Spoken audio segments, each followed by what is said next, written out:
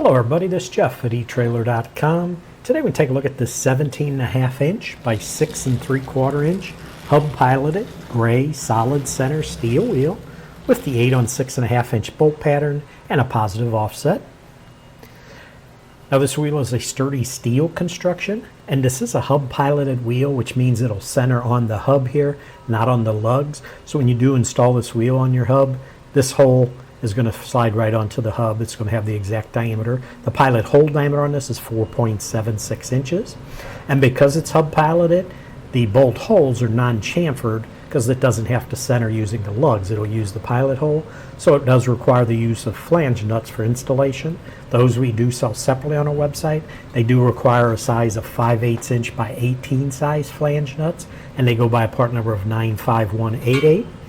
And just to show you what we're talking about, I happen to pull one of those, and here's what the flange nut looks like.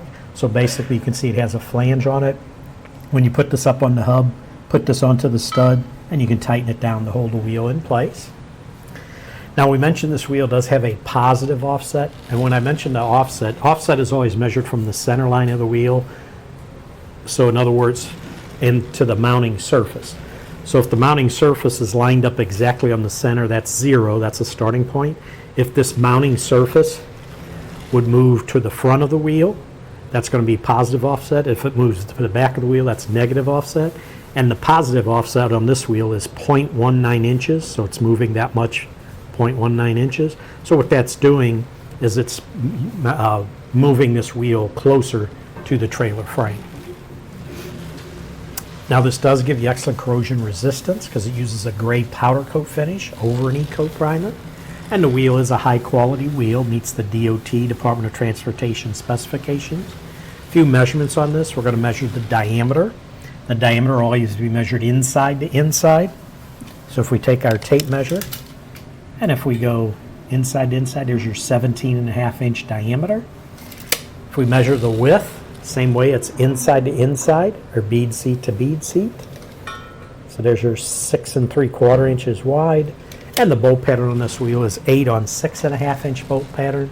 And if you want to measure the bolt pattern on a wheel that's an even number of lugs, like this one's an 8 lug, it's pretty easy because if you look at the lug holes, you can see they're directly across from each other. So all you have to do is pick any hole, let's say this one, and then measure from the center of this hole directly across to the center of the hole right across from it.